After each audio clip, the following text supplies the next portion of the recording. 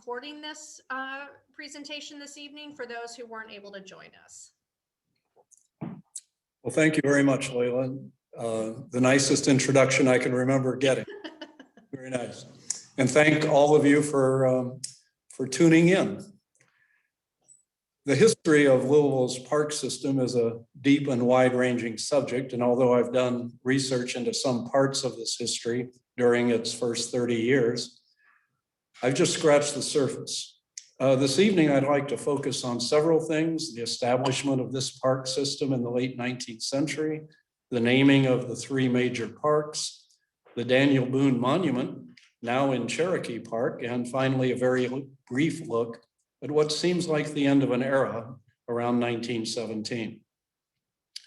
Landscape public parks began appearing in the United States in the mid-1800s.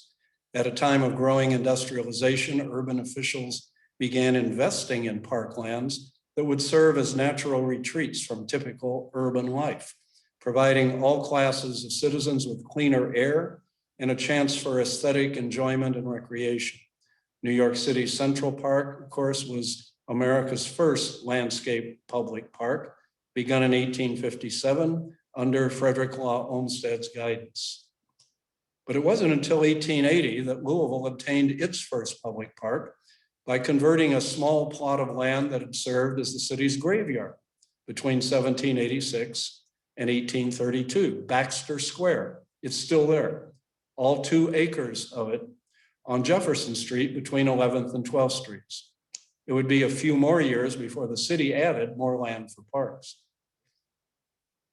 According to local historian George Yater, one reason for Louisville's delay in establishing public parks was the proximity of the countryside.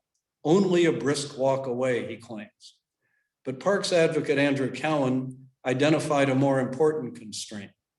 Large and influential property owners, he recalled many years later, were opposed almost unanimously to public parks. How often did we hear it said and read in the papers that Louisville's a city of homes, where nearly every family has its home with a garden, so people did not need the parks, unquote. Louisville's beautiful park system has resulted from the work of many hands, but in the early years, by far the major contributor was Andrew Cowan. Born in Scotland in 1841 and reared in New York State, Cowan was a Union veteran of the Civil War. He served more than 4 years on active duty in the Army of the Potomac and didn't leave the Army until 2 months after Appomattox with the rank of Lieutenant Colonel. At Gettysburg, on the pivotal 3rd day of battle, he performed heroically and effectively in the center of the Union line as a captain commanding an artillery battery of 6 guns and more than 100 men, helping to shatter the force of Pickett's charge when the rebel surge was within 10 yards of overrunning the Union position on Cemetery Ridge. This was the moment in our history known as the high water mark of the Confederacy. Cowan was 21 years old. He moved to Louisville in 1866 and established a successful leather goods company. More than 40 years later, in 1910, he told a Cherokee Park audience how he'd become interested in public parks. It's a nice story. 20 years ago, he said, we had only Cave Hill Cemetery, that beautiful city of our dead, and Baxter Square, which also was a burial ground. A New York friend of ours who visited Louisville about 40 years ago was amused when I took him with evident pride for a drive around Cave Hill Cemetery, the last place, he said, that a man should be taken to, unquote. So Cowan took his friend to Woodland Garden for some libations, which pleased him more. In return, when Cowan next visited his friend in New York, he was treated to tours of Central Park and Brooklyn's Prospect Park, both products of Olmsted's work. Parks for Louisville, Cowan told his audience in 1910, took possession of my mind then and there. And he began collecting reports from other cities about their park systems. The occasion for Cowan's 1910 speech was to accept the gift of a park shelter from the Galbert family, located very near Big Rock. It's still there, and here's what it looks like these days.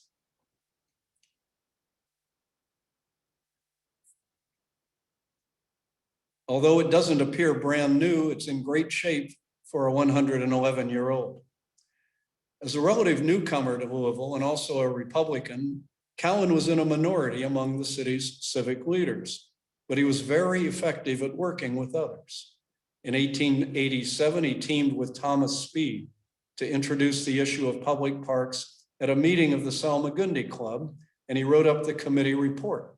He then read that report at a subsequent meeting of the club, and it's that event which local historian Samuel Thomas has called the precipitating event in the birth of the parks. The report was published in the Courier Journal the next day, expedited by Cowan's good friend and fellow Salmagundian, Henry Watterson, the paper's long-serving editor. The report made a strong case for public parks, observing that in addition to the city offering employment and educational opportunities, quote, for all who will make their homes among us, we must also provide for the recreation and health of the people. Public parks, free to all forever, are recognized as imperative necessities wherever large bodies of people have come together for permanent residence, unquote. Accompanying Cowan's prose was a map illustrating the concept of distributing 3 major parks among the city's eastern, southern, and western suburbs. With the additional cooperation of John Mason Brown and the city's commercial club, legislation was drafted, and it passed the Kentucky State General Assembly in May 1890. Louisville was authorized to issue bonds and create a board of park commissioners, but only if the city's voters approved during 2 elections in July and August of that year, 1890. The order of the 2 elections is interesting. It would be the second election in August where voters would be asked to vote for or against the bond issue to fund the park system. In the July election, without knowing for sure whether there would even be a park system, voters were supposed to select 6 men to form a park board.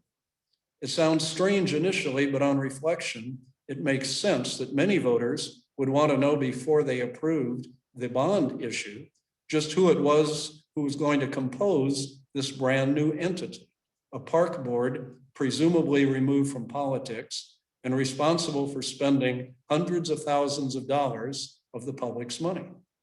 As Cowan would explain 3 years later, this sequence was intended to give voters a chance to vote down the park bill in August, if, as he explained, the park commissioners were chosen in the interest of any land scheme. 6 elected commissioners would constitute the park board, together with the mayor, who would serve as a commissioner ex officio with a vote. 12 men were nominated, their names appearing on 2 tickets of 6 men each. One was composed of all Democrats and endorsed by the Courier Journal, and the other a more bipartisan slate dubbed the Calico ticket of 3 Democrats and 3 Republicans. One of the nominees was Ruben Durrett, principal founder of the Filson Club and its first president from 1884 until his death in 1913. He was a staunch Democrat, but nevertheless among the nominees on the openly bipartisan Calico ticket. 3 days before the election, Durrett sent the Courier Journal's publisher, W.N. Haldeman, a lengthy letter for publication, what today we would call an op-ed. The essay lamented Louisville's lack of parks, and its first sentence is indicative. The history of public parks in Louisville is more to the shame of our citizens than to their credit. In fact, 10 years earlier, he had confessed at a meeting of the Southern Historical Association, "We have no park now and are not likely to have one until wiser and better men get control of our city affairs." Well, Durrett clearly had someone in mind for the task, because in his letter, he promoted his own candidacy and qualifications for the position of park commissioner. Striking an inclusive chord, he defended his bipartisan Calico ticket in this fashion. There's no reason why Democrats and Republicans should not make the race together. Let those who demand that all candidates be Democrats ask, If the fresh air that's to be breathed in our parks will be less pure because partly introduced by Republicans, if the flowers will be less bright and the grass less green and the trees less shady because partly planted by Republicans, I have no such false notions and find no uncongeniality in running with Republicans for the office of Park Commissioner, which of all offices ought to have in it as little of politics as possible, unquote. Well, he was going to be disappointed. Publisher Haldeman rejected Durrett's piece right away the same day it was written and sent to him, although the two men had a cordial relationship and had been business partners at the Courier for a couple of years in the late 1850s. In his note, Haldeman accused Durrett of providing what he called a vehement defense of Republican candidates, which I could not consistently publish in a good Democratic paper like the CJ.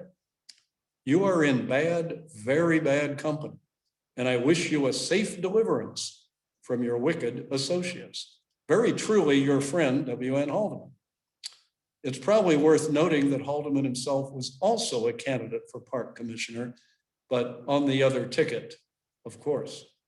Undeterred, Durrett immediately fired off his letter to another local newspaper, The Critic, which published it the next day. Neither Haldeman nor Durrett was among the winners. Only two men on the CJ endorsed ticket of all Democrats were elected, while the Calico ticket provided the remaining victors, the top four vote getters, two Republicans, including Andrew Cowan, and two Democrats, including John Castleman, who would serve as a park board member for 25 of the next 27 years, usually as board president. The day after the election, this Courier Journal headline appeared, "A quiet election, 6 good men chosen for park commissioners by a light vote." Departing briefly from the bipartisan tone suggested by the 6 good men phrase, the article grumbled about the low turnout and it deployed a military metaphor. Quote, "General apathy was in command of the voting forces, and that is how 2 Republicans managed to be elected park commissioners of this Democratic city," unquote. A month later, the city's voters, apparently agreeing with the newspaper's assessment of 6 good men, approved the bond issue by more than a 3-to-1 margin, about 10,000 votes to 3,000. The new board got to work right away investigating potential sites for parks. And in the spring of 1891, thanks to Andrew Cowan's efforts, they secured the services of America's most esteemed landscape architect, Frederick Law Olmsted himself, whose work on the 2 New York parks had so inspired Cowan years earlier, prompting his embrace of public parks as a civic responsibility. Meanwhile, Ruben Durrett had become a park commissioner in February, when one of the commissioners died and the park board unanimously voted to add him to fill the vacated position. Durrett would play a major role in the board's naming the 3 major parks, discussion of which intensified during the spring and summer of 1891. In April and July of that year, articles appeared in the Courier Journal discussing the possibility of using Indian names for the 3 large parks on the eastern, southern, and western fringes of the city. Recognizing Ruben Durrett's standing not only as the Filson president, but also his national reputation as the foremost expert on Kentucky history, his colleagues on the park board asked him to prepare a report on the subject of park names to submit to the rest of the board. He did so in late July, and his report was published the next day in the Courier Journal. Durrett identified 3 tribes that had figured prominently in Kentucky's history: the Shawnees as one-time residents of the area, and the Iroquois and Cherokees as having hunting grounds here and strong occupation claims, since they'd sold large tracts of Kentucky land to Europeans and Euro-Americans in 1768 and 1775, respectively. Based on this history, he proposed to name the parks by drawing on the languages of the tribes. He suggested that the Eastern Park be called Chen-o-e, which he identified as the Cherokee word for the Kentucky country. that the southern park be Ononta, Iroquois for mountain, appropriately enough, and that the western part, situated along the Ohio River, be Alwamiki, Shawnee for bottomland or alluvial soil, also appropriately. By the way, these pictures of the parks are from postcards held by the Filson Historical Society, whose staff and collections were, of course, indispensable for my research. Durrett was shrewd enough to avoid appearing as a zealous advocate for Indian names, and he adopted a soft sell approach. At the end of his report, he stated briefly that he was willing to entertain other Indian words that might be suggested, or naming the parks after eminent pioneers, or just using the directions east, south, and west. 4 days after Durrett's suggestions were published, an especially thoughtful and entertaining column titled Parks and Park Names appeared on the Courier-Journal's editorial page in response. In an appealing manner, its author warned against adopting Durrett's suggestions in the form provided. The anonymous writer, whose columns appeared frequently in the paper, regularly signed his work Shadow. Very efficiently, the column's first sentence shows where the writer intended to go, with obvious reference to Durrett's recommendations. Quote, "The question of park names is one of popular acceptance, more than of refined taste and accurate significance." After a few more paragraphs, Shadow continued. "A park, like a picnic, is a sort of lapse from civilization. It's a response to the demand of primitive qualities that are merely restrained in the cultivated man. Given a park, and considering motives and purposes and the causes and effect connected with it, nothing could be more appropriate than to give it a savage Indian name," unquote. But Shadow was concerned about two matters that he had previewed in his first sentence: the obscurity of all these proposed names and the difficulty in pronouncing two of them. As he put it, to have to climb up a name before climbing up a hill would be a double burden on a common wayfaring man afoot. And so he suggested that the board should simply use the names of the three tribes: Shawnee, Iroquois, Cherokee. These three names, he wrote, are familiar, distinct, recognizable, of well-established pronunciation, of broad open sound pleasing to the ear, and they are a summary of the Indian and pioneer history of Kentucky, unquote. Shadow, by the way, was the pen name of Major J.M. Wright. Like Cowan, Wright was not only a prominent local businessman, but he too had been a Union Army officer in the Civil War. He was also a member of the Salmagundi Club and its park committee, the first president of the Pendennis Club, for 27 years, the marshal of the US Supreme Court in Washington for 5 months out of the year, and from time to time, a member of the Courier-Journal editorial staff. A few days after Shadow's park column appeared, at noon on August 13th, the park board met, and the Louisville Post described the outcome later that afternoon. "The agony is over. Indian names have been bestowed on the city's breathing spaces."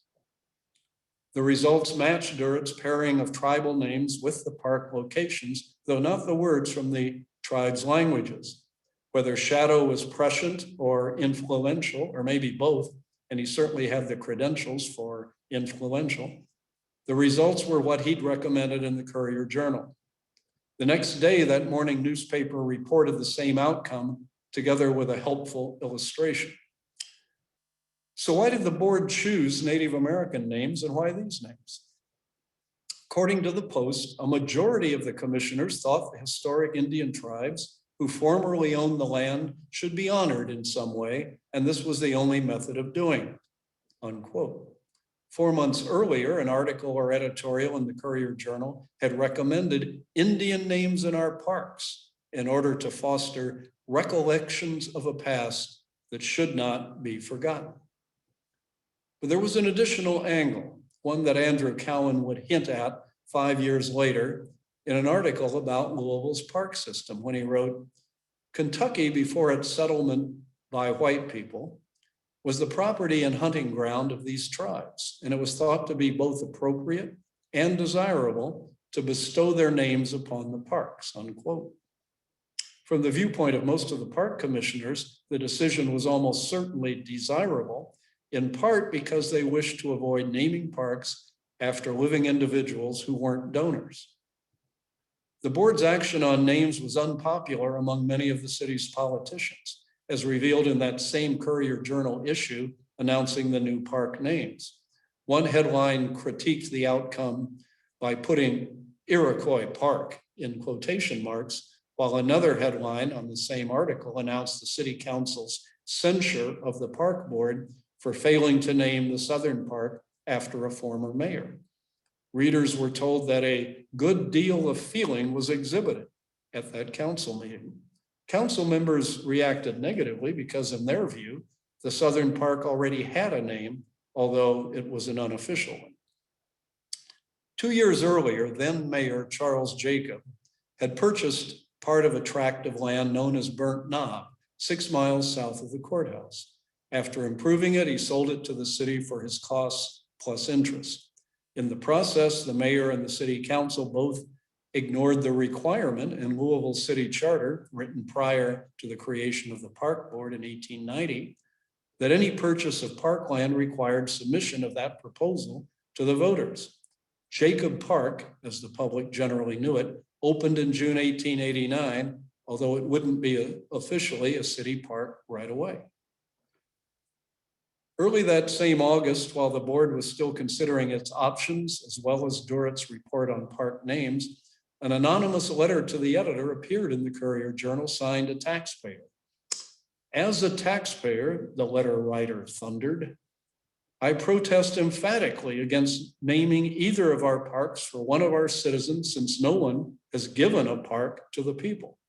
Can politicians or newspapers or land speculators or anyone's personal friends, however influential or numerous, convince the park commissioners or the public that any man now living in our city or state has deserved such a monument as one of our parks, unquote. No wonder most of the commissioners were reluctant to go down the road of honoring living individuals, especially living politicians. Having to deal with contesting claims to fame and memorialization would have been a continuing pain. The taxpayer letter only scratched the surface of that potential mess, as demonstrated by the city council censuring the park board. Using the names of prominent tribes was a path out of this thicket, as well as a way of providing a potentially unifying narrative by invoking Kentucky's pioneer past. Taxpayer understood the situation well. That lengthy letter to the editor was not from just another interested citizen, but from one of the park commissioners, Andrew Cowan himself.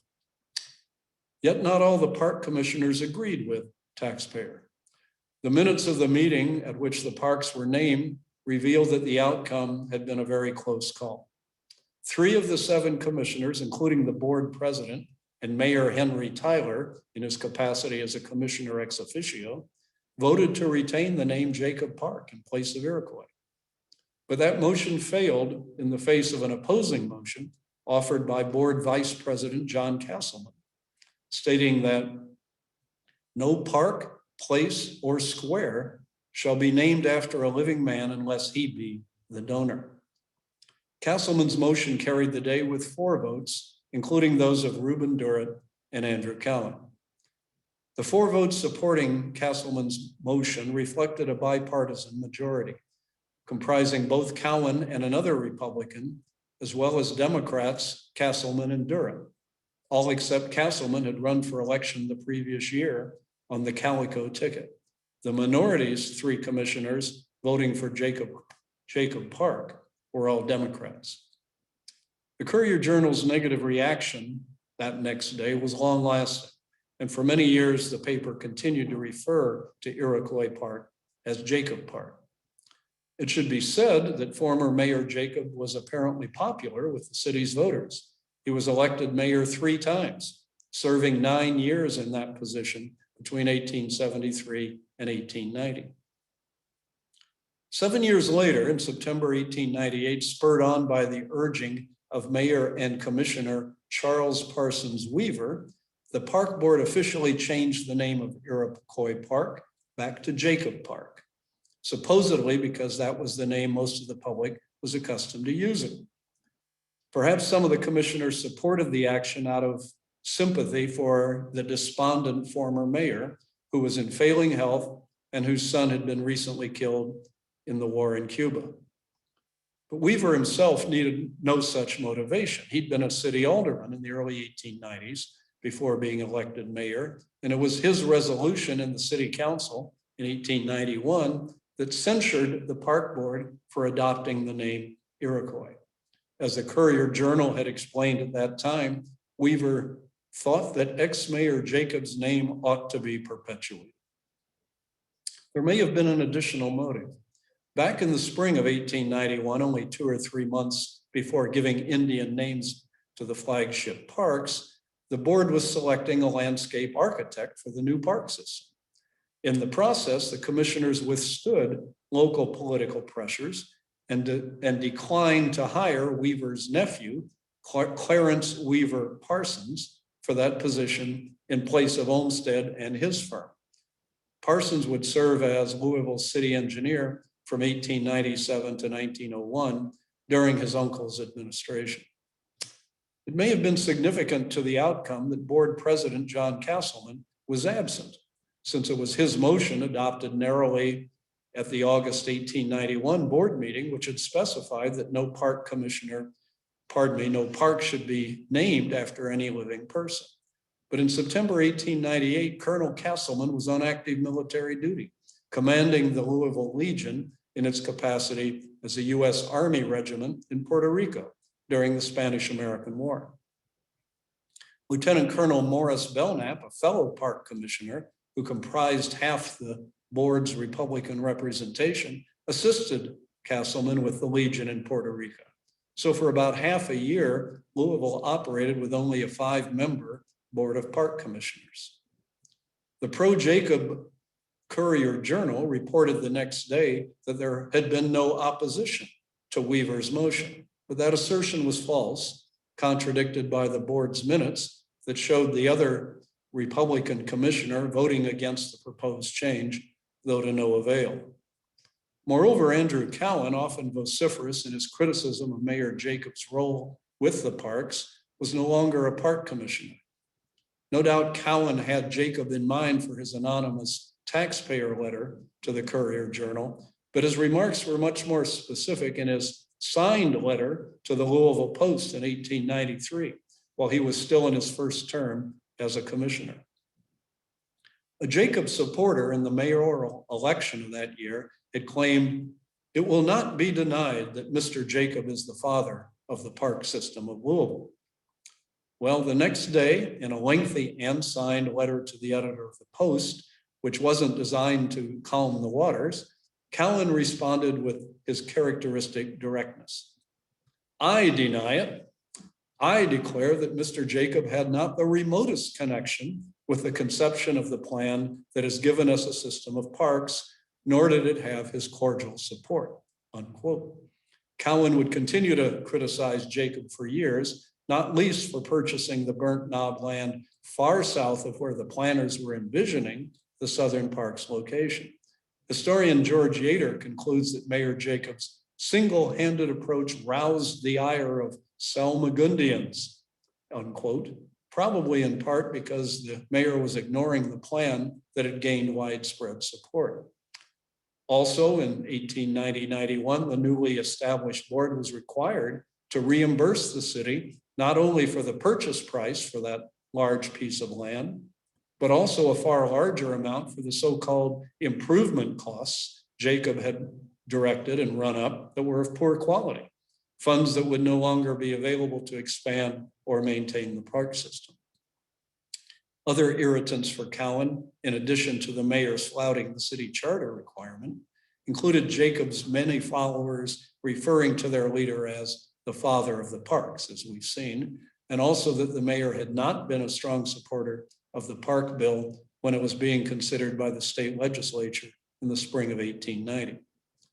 So between 1898 and 1907, the board's official minutes and annual reports used Jacob Park when referring to the Southern Park. That practice ended abruptly in the fall of 1907 when the voters sent Cowan and 5 other Republicans and independents back to the board as commissioners. At the new board's first meeting in November, Cowan was elected president. And once again, it would be Iroquois Park in the minutes and annual reports, if not always in the Courier-Journal, for many more years.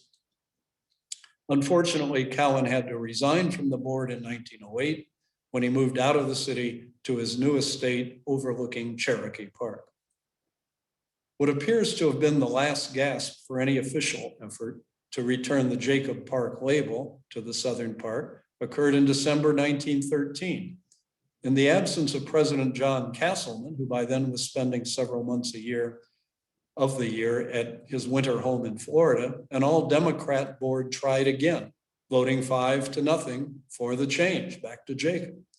Vice President Louis Seelbach explained to the Courier-Journal that of the board members, Castleman was the only member of the committee, or the commission rather, who insisted on the name Iroquois Park.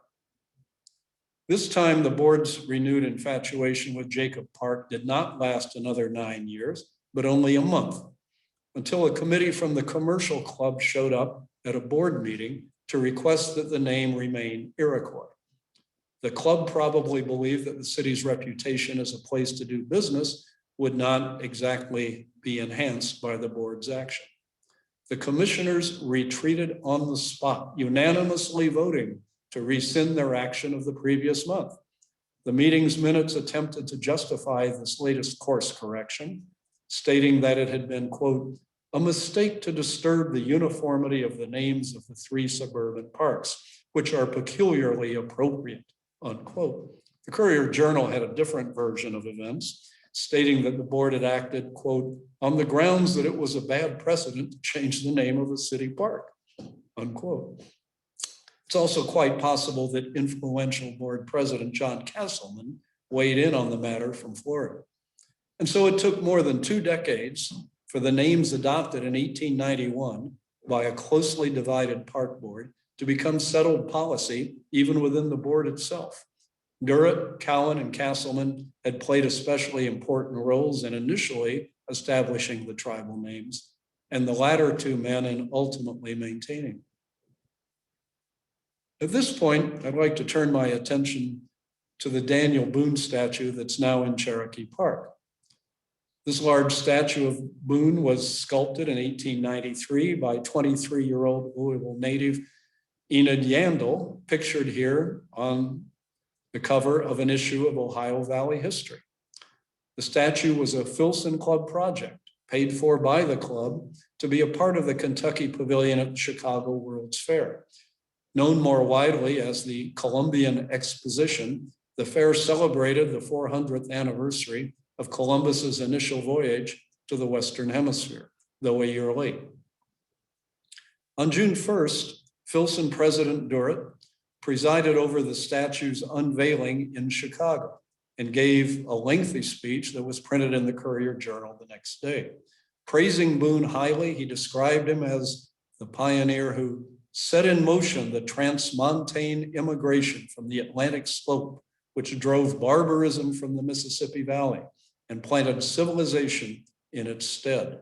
In this sense, he was the pioneer of the whole valley, and his fame is the common heritage of all its people. Durrett concluded his address by committing the statue to the care of the Kentucky Commission of the Columbian Exposition to be exhibited as a part of the club's contribution to the World's Fair, part of the club's contribution. I was interested in what else there was. Well, it turns out that another Filson contribution to the fair was made in response to a request from a young civil service commissioner, Theodore Roosevelt, who asked Durrett if he might borrow Daniel Boone's rifle to display in a replica pioneer's cabin at the exposition.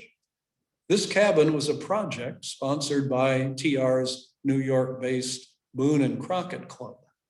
And here's a photo of that cabin in the midst of the nation's second largest city. courtesy of the University of Chicago Library. As Roosevelt's letter had explained, we would like very much to have relics of 2 or 3 of our mighty men with the rifle there. Historian Jacob Lee writes that Durrett obliged Roosevelt in the exposition with the loan of the rifle, though Lee is highly doubtful, and probably with good reason, that the rifle ever belonged to Daniel Boone. After the exposition's final days near the end of 1893, the Boone statue came back to Louisville, was eventually cast in bronze, and in June 1906 was formally donated to the Board of Park Commissioners to be a permanent fixture in Cherokee Park. Once again, Durrett spoke at the statue's second unveiling, drawing heavily upon his remarks of 13 years earlier. In both these speeches, 13 years apart, Durrett made an artistic point about the statue that I found interesting. While acknowledging that there already existed fine paintings of Boone, Durrett complained that they showed him in a sitting posture, as calm and restful as if he had never tramped over the whole country. By contrast, Enid Yandel's statue showed a Boone in motion, Boone in that walk which bore him from Chillicothe to Boonesboro, a distance of 160 miles in 4 days, unquote. And here is a picture of the statue in its more wooded setting, where it's not as easy to see the details compared with its placement in Chicago, but as Durrett would no doubt agree, it was now located in a more appropriate context. As you know, the Boone statue, still in motion, is no longer located among the trees, as it guards the Eastern Parkway entrance to Cherokee Park. But in one respect, Durrett's 1906 address differed significantly from his Chicago speech 13 years earlier, when he took the occasion to express the hope that the gift of the statue to the park would be, quote, followed by others until these charming grounds become a kind of rural art gallery in which will be preserved the statues and busts of Kentuckians who leave imperishable names at their departure from this world. The Courier-Journal found the notion significant enough to draw readers' attention with a subheadline the next day. It's likely that the Olmsted firm would have been alarmed when hearing of this proposal, coming from someone having Durrett's experience with parks and the park board. After all, as Samuel Thomas has noted, it was the hardcore Olmsted philosophy that the parks, other than Shawnee, were scenic retreats only. In fact, the Olmsted's first report to the park board back in the summer of 1891 had admonished the commissioners in these words: your business is to form parks, not museums or collections of ornaments. Admit nothing to your parks that is not fitting and helpful to their distinguishing purpose. Yet even in their early years, parks, including Louisville's, were often serving a variety of purposes, chiefly more active recreation. Golf was introduced into Cherokee Park in the late 1890s, and tennis also, by the time Durrett gave his 1906 address. Samuel Thomas's book devotes a chapter to this development. Maybe the Courier-Journal would have considered it less remarkable if Durrett had advocated a golf course instead of a rural art gallery. All this is a reminder, it seems to me, that parks can sometimes address different needs for their publics. Often that's a good thing, and perhaps occasionally a challenge. To conclude, a quick look at Louisville's park system in 1917, 30 years after Cowan and the Salmagundi Club had gotten the ball rolling. In November of that year, 6 months before he died, John Castleman's long service on the board came to an end, along with that of 2 other Democratic commissioners, all voted out of office in a Republican sweep. Castleman's final annual report was provided at his last board meeting, and it included this description.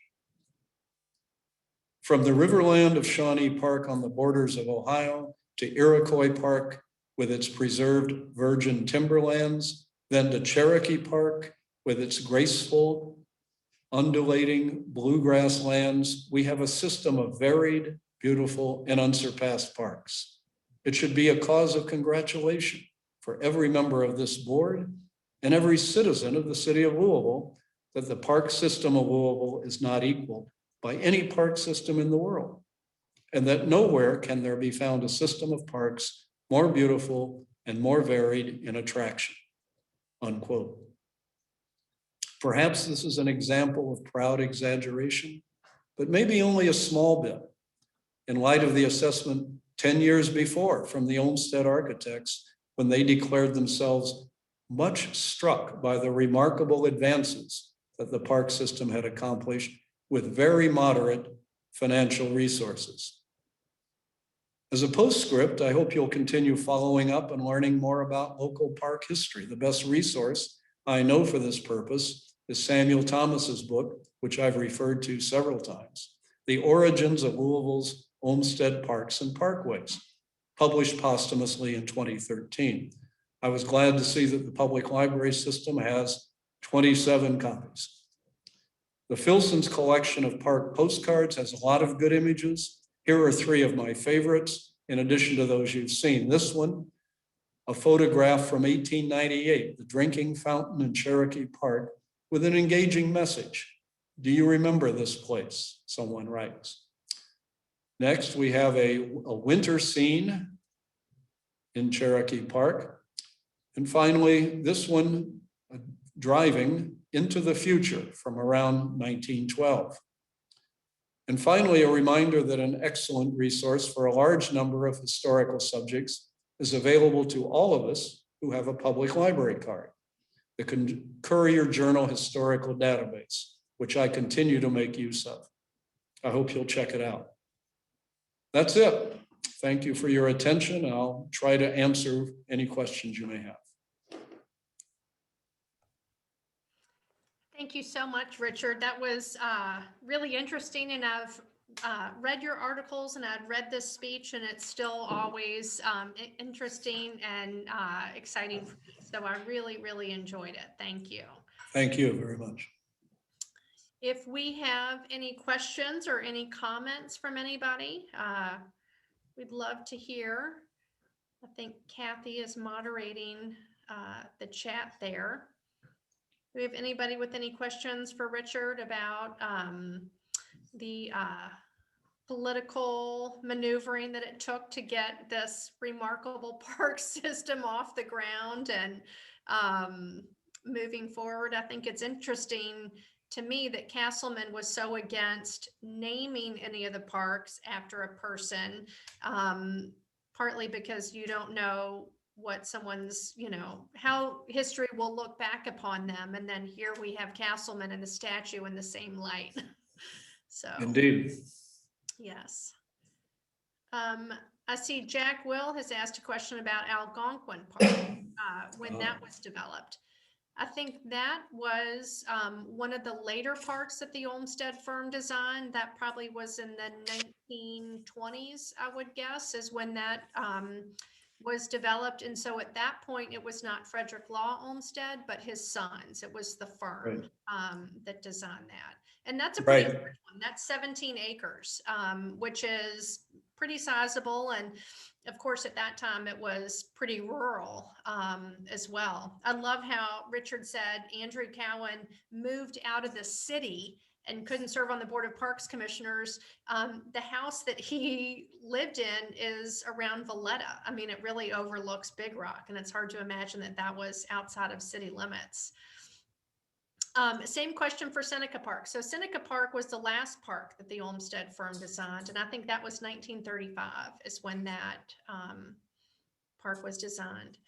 Actually, Layla, I think that may be when it opened, but I saw in the Thomas book recently, 1928. I think they were drawing up some of the plans in a preliminary way, so they were getting started on that. And in fact, one of the slides I was thinking about using, I had created from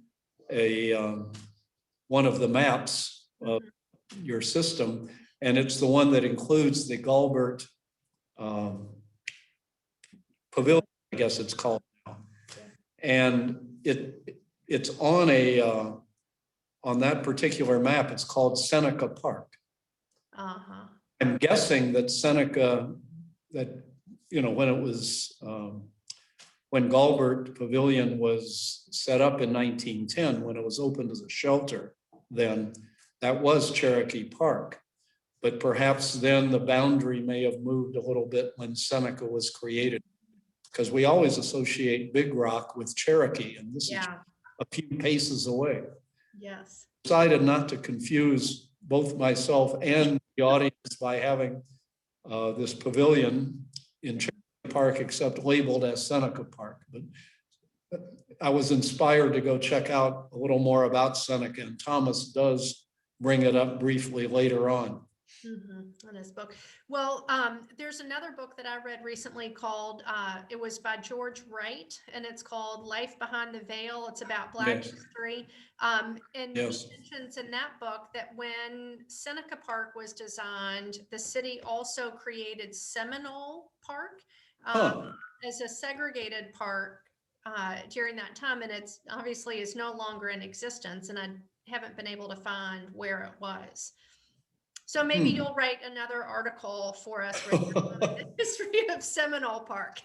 I will emphasize my my last paragraphs and encourage others to take the plunge. Exactly. Do we have any, were the names Algonquin? So Jack, there's another question about sort of the name Algonquin and Seneca, how those parks got their names, and were they adopted without controversy? Yeah, that would be up to someone else to discover, because my research went basically through the first 30 years. Yeah. The Thomas book with its 27 copies. Yeah. And we have copies here. So many of you are donors at certain levels. And so that book that he mentioned frequently is a member benefit. So if you don't have a copy and would like one, just let us know. It's a wonderful combination of a serious work scholarship and a coffee table book. Yeah. It's very handsome. It's full of illustrations and maps, and it's just very well done. Yeah, it's really nice. And, having these Indian names of parks is not unique to Louisville. There's, several other Olmsted parks around the country that also have Native American names in various parts of the country. So I don't think it's something that just happened here. Right.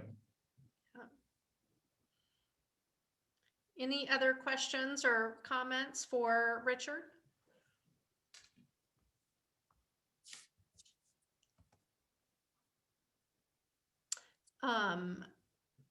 So there's a question. The picture you had of Iroquois Park to look like the Overlook area, which it was, the postcard one, was that developed by Jacob?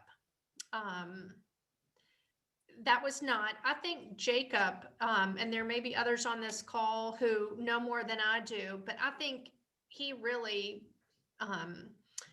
sort of messed up the land more than anything. I think the sort of improvements he made weren't really improvements at all, and that the Olmsted firm was not happy with what he had done to the land. Yeah, that comes through with Cowan, of course, early on, frustrated at having to go back and pay a lot of money to correct those improvements. Olmsted took pains to tell the board, don't try to make what the Southern Park look like Cherokee Park, look like the Eastern Park. They're very different, and treat them that way. Appreciate the lands, what the land looks like, and build on that, so to speak. I did see a question, Layla, that someone wanted me, I believe, wanted me to repeat the title of this book. The Origin of Louisville's Olmsted Parks and Parkways by Samuel Thomas. Yeah. And so then Earl has a question. The concept that Frederick Law Olmsted had of separate uses for the different parks, and you kind of infer to it in one of the quotes where it said all the parks should be sort of passive with exception of Shawnee. Right. His question was there any controversy regarding that? And was that well received? Was there any sort of feeling or impression that Cherokee was more elitist than the others or anything? Oh, I didn't get that feeling or come across that information, but it seemed that there is a tension between Olmsted's idea, and I did, perhaps anticipating a little bit some of these questions about Olmsted, because I really, in my own research earlier, didn't dwell much on Olmsted, but there are some comments by Frederick Law Olmsted and then his sons later on, talking about the advantages of the major parks in terms of giving space. Mhm. There was concern, as I indicated in that 1891 report, that don't put all these ornaments in these parks. Your job is to deal with parks. And in as late as 1915, John Charles Olmsted, who was Olmsted's stepson, had this to say. Mr. Olmsted expressed the opinion that playgrounds, tennis courts, wading pools, running tracks, outdoor gymnastic apparatus, children's gardens, and like advantages for healthy play in parks should be purely incidental and should not injure the beauty of scenery. So you've got the Frederick Law Olmsted vision of nature and solitude. And then you've got golf coming in and tennis coming. So you've got a situation where different things appeal to different people. And my impression, not just from Thomas, but just dealing with the primary sources, is that over time, the Olmsted firm recognized that it had to relent a little bit. So the language in 1891 was much stronger than by 1915. Well, you can have some of this stuff, but don't make it primary, all right? And I just find it an interesting tension. And I don't think there's a right or a wrong on it. What do people want to do with this? Leila, you and your colleagues and many longtime members of the Conservancy are in a better position to have that conversation about, and it's a basic conversation. What do we want? What do we want this space for? Mhm. Some people, I believe, regret that with the COVID, we can't drive through Cherokee Park because we want to emphasize that it's a good place to walk. All right, well, so what are you going to do? But I leave that in your capable hands. One last question we have is, how controversial was the issue of establishing Cherokee's boundaries? I'm a big believer, as I used to tell my staff, that no information is better than bad information, and I don't know. It's possible that over time, Thomas will get into some of the conversations with landowners, but certainly Alan was very active, of course, early on in purchasing and arranging for donations in that area. Mm-hmm. And I do remember that when I was reading about Seneca Park, there were issues about right-of-way and so forth. So I think that to some extent there would be difficulties, challenges with all the parks, and what do the land that you want, what do they want, and how can you accommodate these things? But As I said at the beginning, I can only scratch this. I've only been able to scratch the surface, but it's an interesting and timely subject. Yes.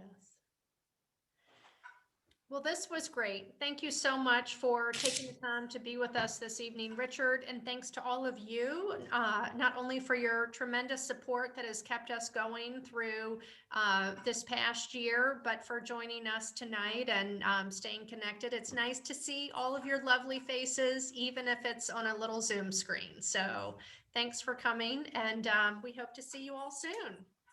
Thank you. Enjoyed it. Thank you.